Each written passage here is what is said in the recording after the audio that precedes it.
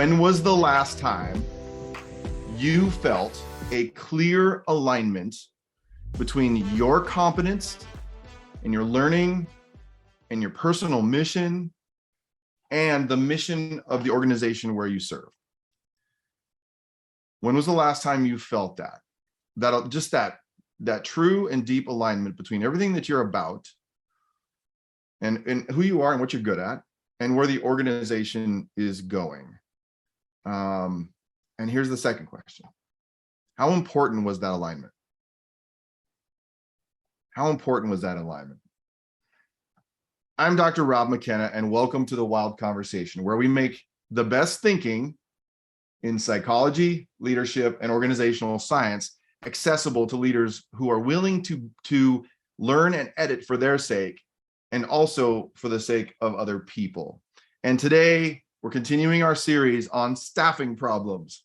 Super inspiring, right? Staffing problems, and specifically a misalignment of purpose. Okay, I got to ask you a question, because this is something that came up over the years many times when I was surrounded by other industrial organizational psychologists when we were looking at different kinds of research proposals and research we were doing. Have you ever heard the phrase line of sight? Line of sight. It refers to this. It refers to a straight line along which an observer has an unobstructed vision, a line of sight. And in organizational context, line of sight means that employees can see the connection between their goals, like where they're going and why, and the organization's goals. It's quite simply that. It's kind of a powerful thing. It came up so often because when we would talk about it related, for example, to a student who wanted to do a dissertation, there was one particular professor I worked with for years who's a brilliant professor, and she would always say, like, well, have they considered line of sight? Because it's this question we know is important. To what extent do the people in the organization, can they see what's going on in the rest of the organization? And listen to that definition again. It refers to a straight line along which an observer has unobstructed vision. It's not obstructed. You can see it. So you would have in an organizational context, I would be able to see what's going on, how what I'm doing connects to the organization. And if you remember nothing else from today, I was thinking about this. If you remember nothing else from today's conversation, I think one thing I would love for you to remember is this, that there is this reality of an individual, a person, and an organization, and that oftentimes we don't connect those two things. And what does it mean to pay attention to both? All right, so let's talk about line of sight for just a second. The benefits of this are all over the place. It's a way to ensure that employee efforts are helping achieve the organization's goals, as well as help them know that what they're doing matters and is contributing to what's going on in the larger organization. It's about that alignment between where the organization is going and where I'm going as an individual. I'll say this, it's not rocket science. It's simpler than that. But if that's true, why do we struggle so much to establish it?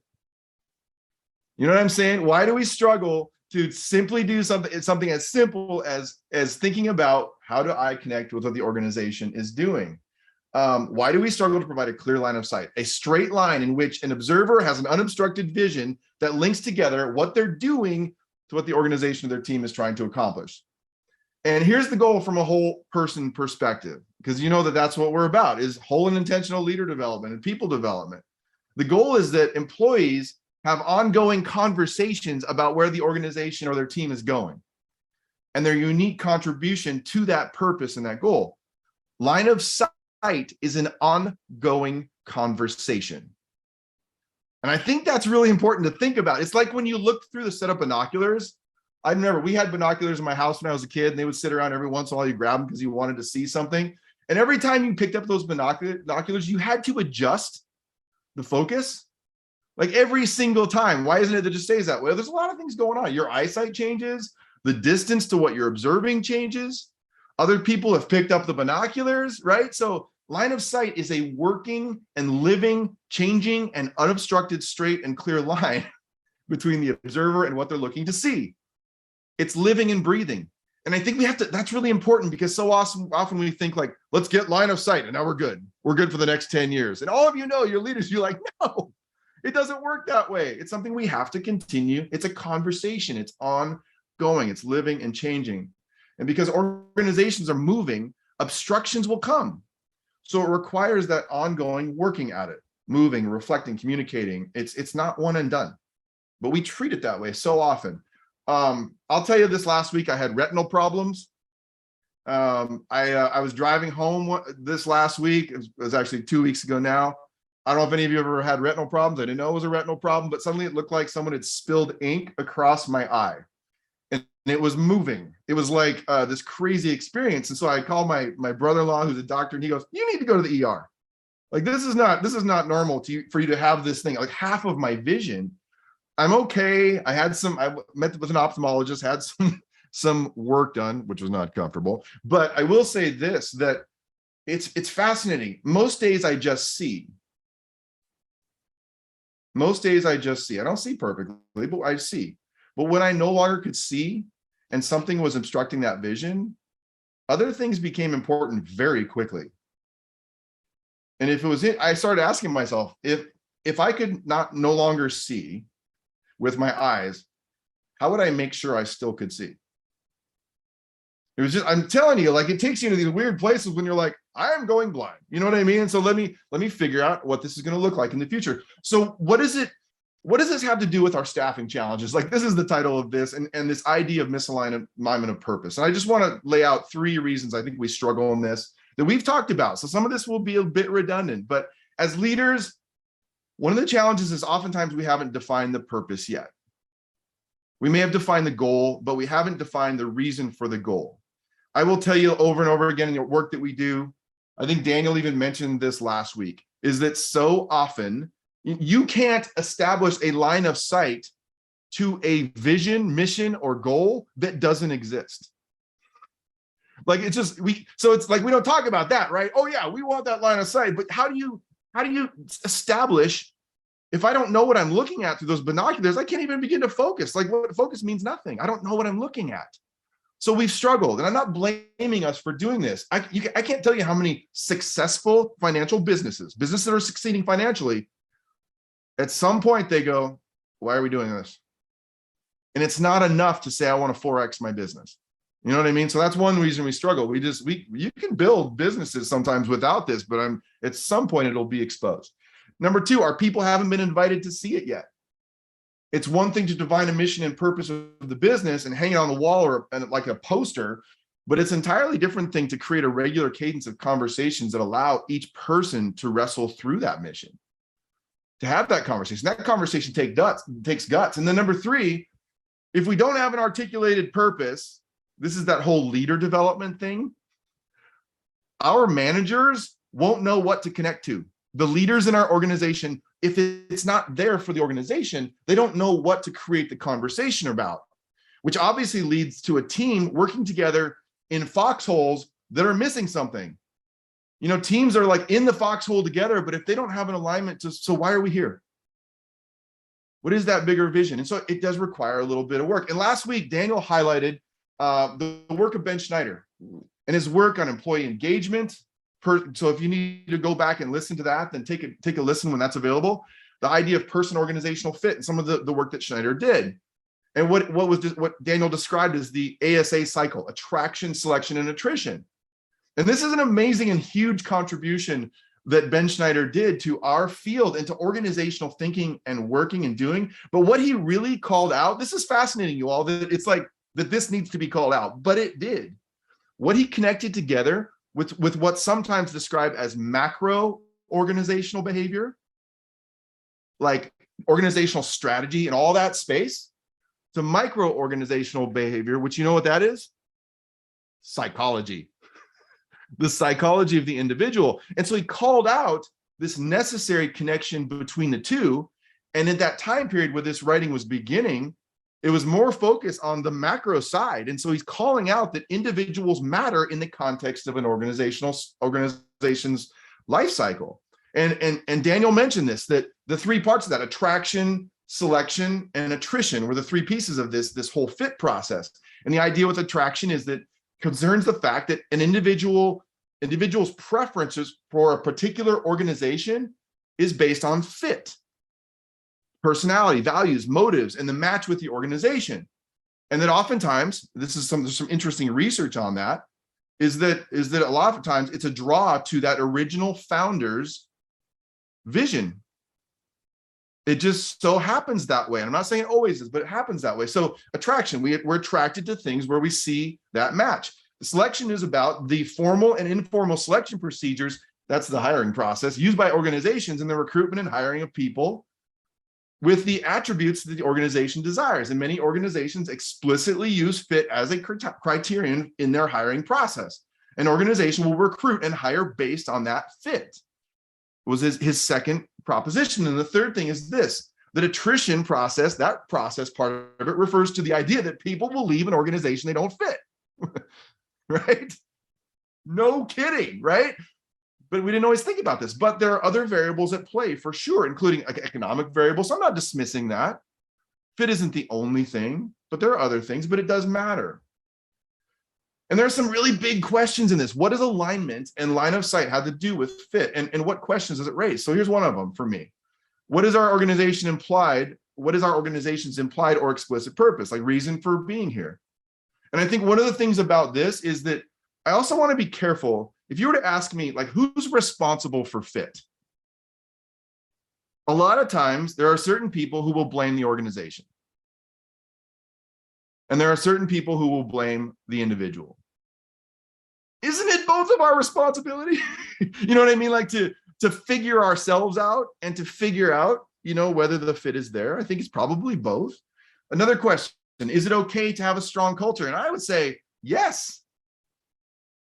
But I would also aspire to a culture that has openness, like it knows what it's looking for, that we're intentional about that, but it also has openness to the nuance and wonder of the individual.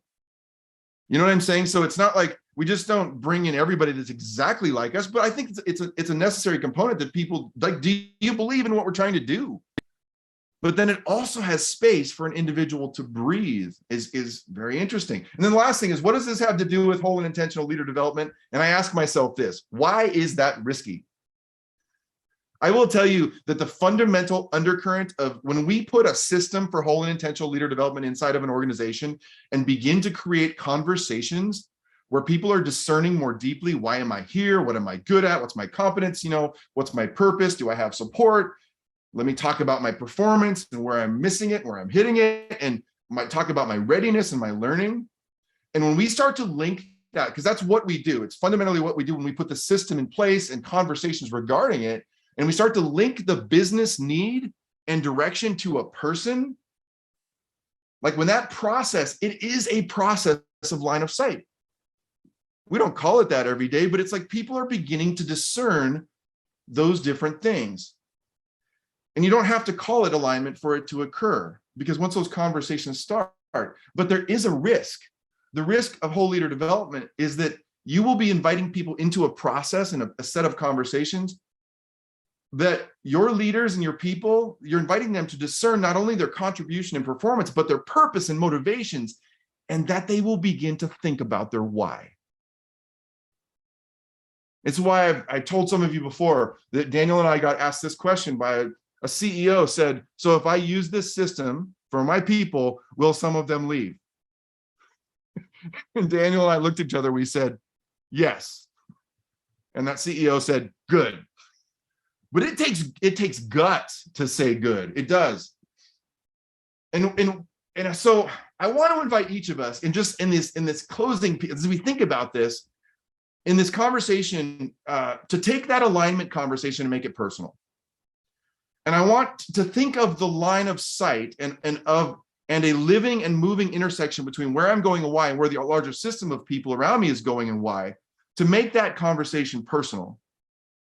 And here I want to invite, like, here's my point. When we invite a person in our organization to discern their contribution, their competence, and their own understanding of their own line of sight to what we're doing together, everything changes. And I want to invite you to think about that intersection of the organization and the individual.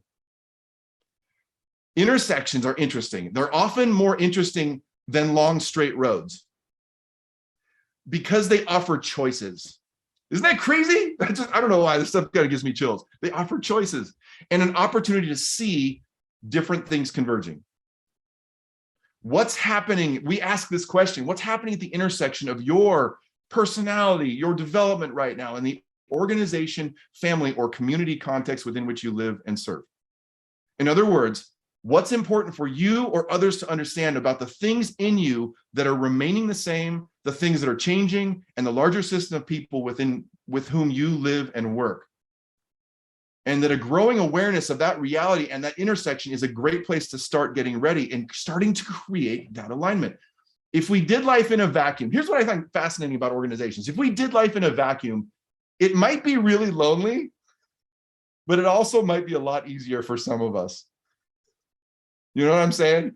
The reality is that we don't do this. And that's why we're having this conversation. And our learning and growth is almost always connected into a larger group, system, or organization within which we have some responsibility and support.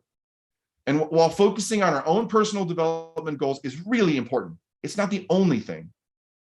And no more important than developing our capacity to serve and lead alongside others.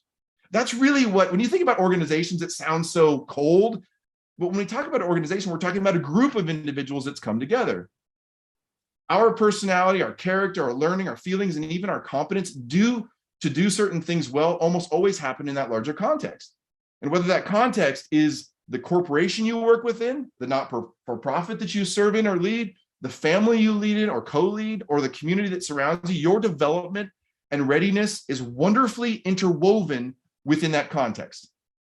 In fact, based on the research out there, a huge portion of your development as a leader is dependent upon that context. And for that reason, one of the most fundamental places to start in understanding where you are developmentally is about assessing that context. And for simplicity's sake, when I use the term organization, I'm talking about whatever group you are a member of. Organizations are simply groups of people coming together for a common goal. In that way, your organization may be your family, your community, or the place where you work. The important thing is to think about is that whole and intentional leader development is about you, and fully about others you live and work with. And developing yourself, it's going to be both. And that's really at the source. That's where alignment begins. Are your direction, your learning, your motivations in alignment with where your organization is going? That's probably not a simple yes or no, but a process of discernment. A process of discernment. Discerning alignment is a simple thing that we rarely assess, but it's so important. And it's all wrapped in 3 questions. We have 3 questions we ask that are a part of one of the tools in the Wild Toolkit some of you are familiar with. One of the questions is this. It's such a simple question. What is your organization attempting to accomplish this year? And why? And it's crazy, like I said before, how many organizations and very successful businesses financially haven't answered that question, but people can't align or find line of sight to something that hasn't been identified. So I don't want to pressure you leaders if you're saying, I don't know, but it's an ongoing conversation. The second question, team alignment. What is your team or group attempting to accomplish within the context of your organization's mission and why? You hear what I'm saying? Like, as simple as creating the space for that conversation. And then the last one is, of course, we're basically going through levels of analysis: organization, the team, and now individually. What are you personally trying to accomplish in the context of your organization's mission and why? And imagine if this conversation was happening on a regular cadence. Would the binoculars, I'm sorry, would the binoculars of your organization or for you personally be clearer? I get that sometimes asking these questions is a little bit, it's scary because for some leaders, they've never gone there before to say, why are we here? But in order for people to begin to think about, do I match this place? How do I continue to match this place is a necessary part of the conversation. It's an ongoing process and we keep working at it. And if we were clear about where we're going and why, would the purpose for each of us be more aligned? Or would we make choices at that intersection to maybe this isn't where I'm aligned right now? We know that it matters. And the question is, what can we do to be more intentional about this? I know there's a lot to chew on. So let's get the conversation going.